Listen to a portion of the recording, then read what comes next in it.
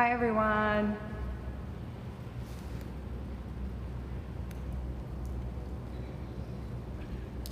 Gonna give it another couple seconds just to regulate, and then I will be on this.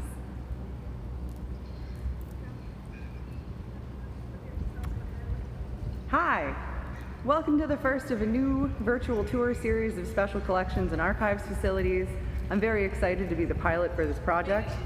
My name is Mandy Shep, and I am the coordinator of special collections and archives at the State University of New York at Fredonia's Daniel A. Reed Library.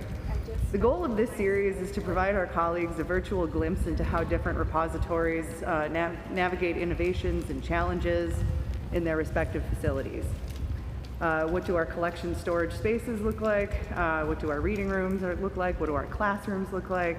How do we reinvent these spaces from time to time to improve their functionality or to be able to offer new services? And what would we still like to improve upon within our spaces? Through these brief tours, we hope to expand our collective knowledge of facilities, design, our needs, and our solutions. Thank you for joining me today as we begin our tour of Fredonia's Special Collections and Archives Division, titled The Not So Ivory Tower. And that's because it's concrete. So, without further ado,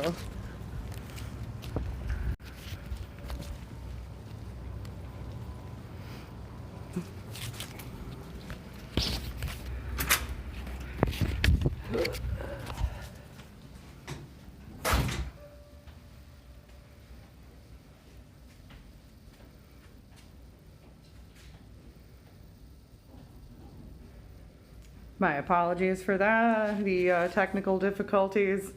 It is, of course, the first snowing day of the year, so of course that is going to interfere with any sort of Wi-Fi things I'm trying to do.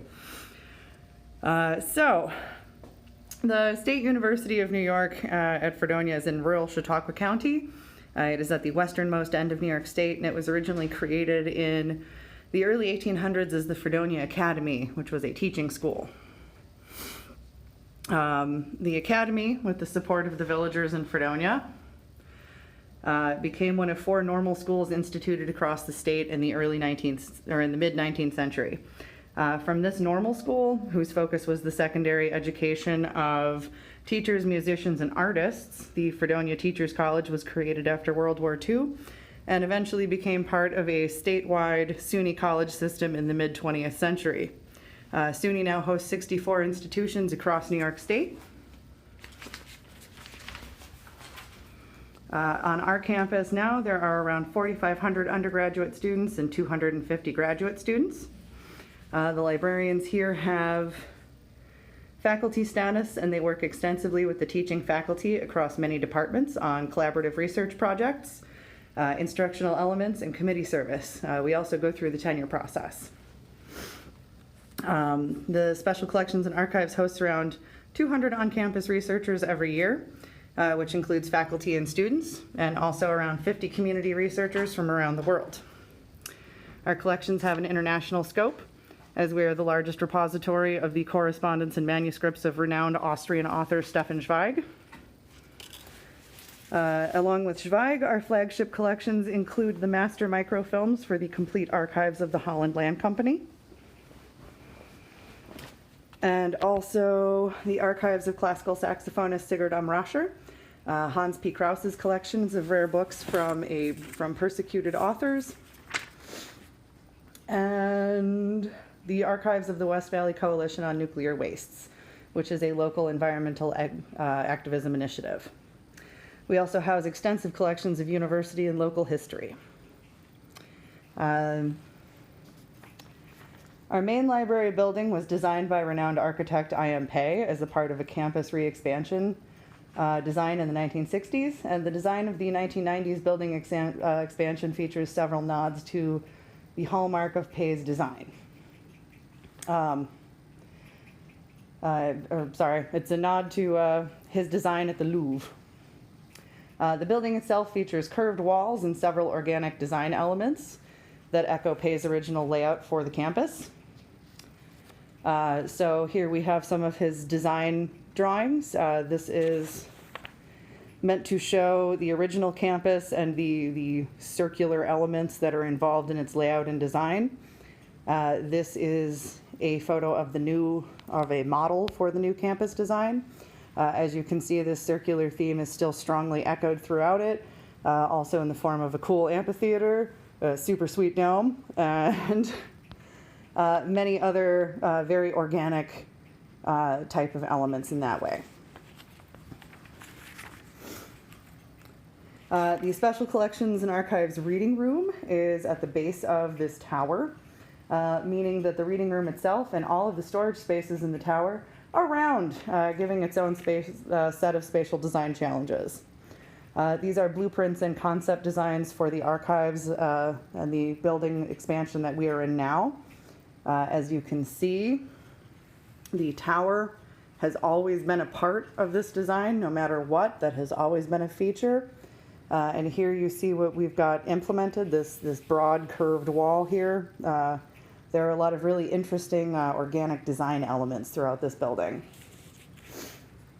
So, in this reading room, there are about 3 to 5 instruction sessions every year. In the spring semesters, we host an immersive history class that is focused on developing archival research skills in a hands-on manner. As the library only has one classroom at this point, classes are held here in the reading room, which can be a challenge to scheduling individual researchers. And as you can see over here, I've got the magnificent George Burns. And the reading room doubles as my office, which can also be a bit disruptive going both ways when researchers are visiting for extended periods of time.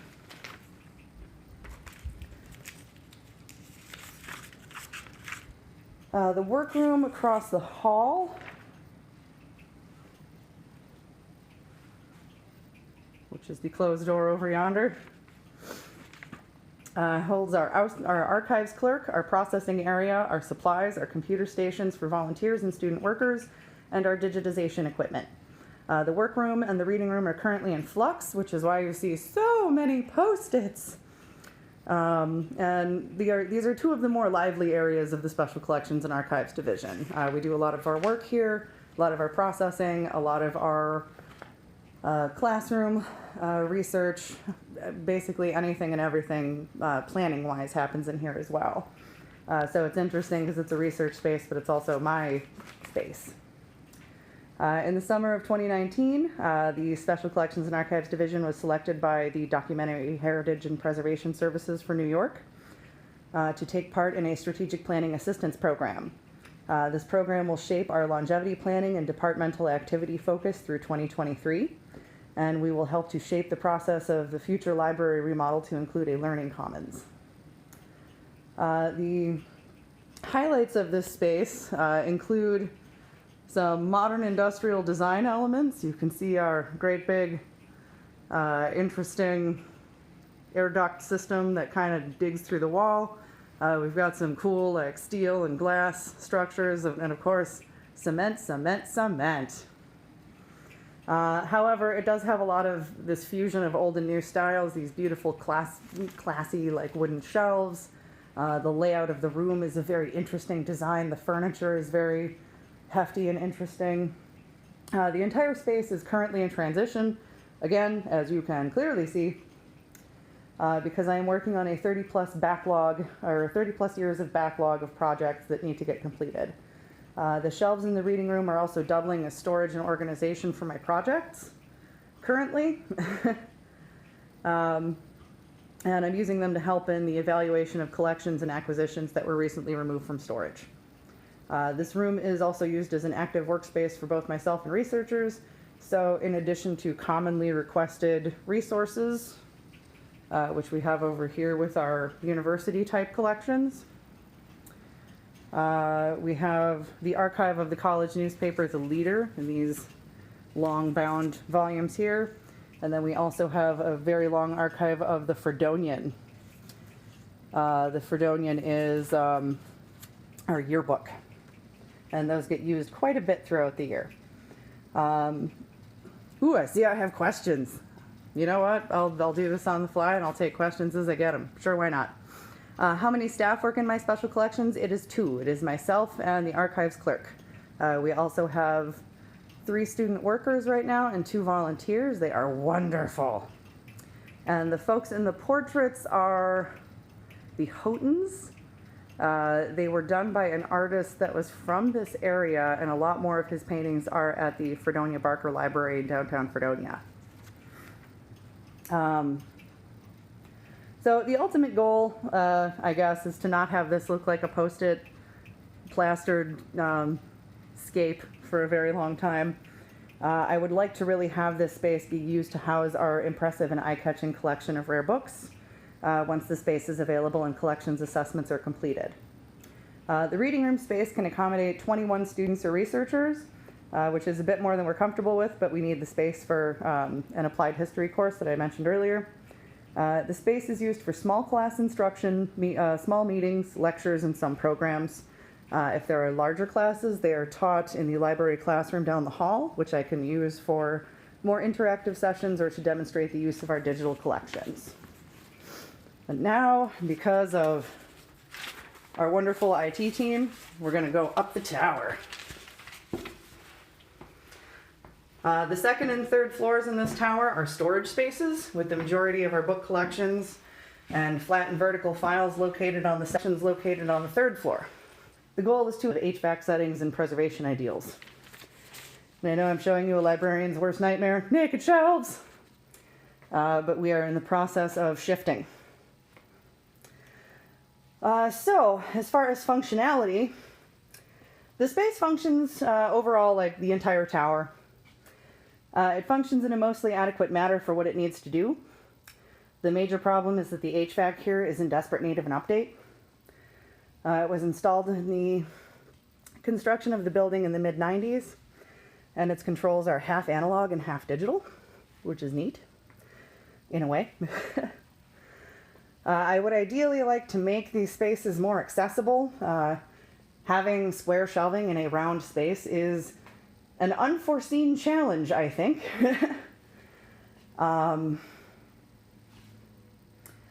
So it is interesting to kind of figure out what storage means in here, I guess. I would ideally like to move a number of these vertical and flat files to make the spaces more accessible, to assess the items in the flat and vertical files for preservation needs, because that has been a bit. And the major complaint regarding functionality that I have here is if you're doing anything with a cart, here is the doorway that you come in with the cart from the hallway. And over here are all of the light switches for this room. So it is a challenge. Also, the other interesting piece about this is, which is why we've gotten the Wi-Fi amped up so much, is that connectivity in this structure is kind of a challenge because it is just concrete so much. And it definitely kind of makes the internet and the digital world kind of a challenge. The management of this space is covered by the Special Collections and Archives Department staff and student workers. As I said before, it is 2 of us, myself and my clerk, and the wonderful hardcore student workers. It's a shared space that includes my workspace, public workspace for students, researchers, and faculty, and our storage space. Research appointments can be made here by faculty, students, and community researchers via a LibWizard form on our webpage. And each request goes to both members of the staff. We require at least 24 hours notice for research appointments, which gives us time to clear up any projects that are in process and make sure that a staff member is available. Standard reading room use rules: no food, no drink, make sure the materials are properly handled, all that good stuff. And for class visits, it is campus policy that the instructor stays with the class. So, we are on our 3rd floor now, where the majority of our archival collections are stored. These are some beautiful Holland Land Company ledgers. So as far as limitations of this, what could be made better in an ideal version of this space? Movable furniture would be cool. It would kind of allow for a more modular experience and us to be able to expand the limits of a round room, I guess. A dedicated teaching space for special collections and archives material would be like top of the wish list, awesome. A digital humanities workstation dedicated to exploring our digital collections. Currently we have a special listening station for our Sigurd Rascher digitized sound materials, but I would like to see more. I would also like a place for students to be able to store the materials that they have in progress. A lot of the materials that you saw out downstairs are there because they're being worked with, and it would be nice to have like a holding bay, I guess. For our future plans and functions and management, strategic planning efforts and projects have been in process this year, but the official launch of our new longevity plan will be 2020.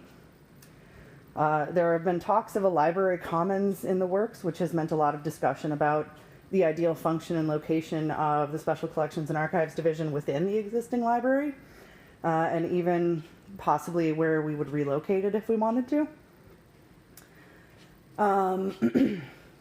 I've also been very actively working with our facilities department to improve the HVAC, the lighting, and to establish an official housekeeping, internal pest management, and building plan. So, now that you have seen my beautiful tower,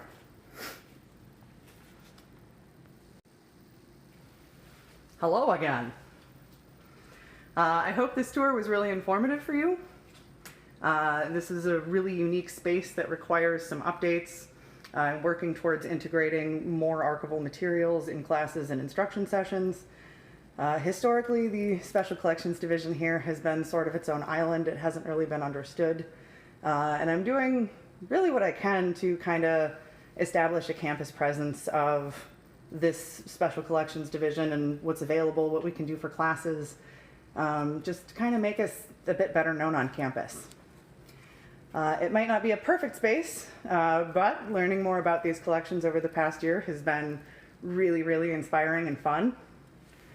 I kind of have been driven to reimagine the reputation of the Special Collections and Archives.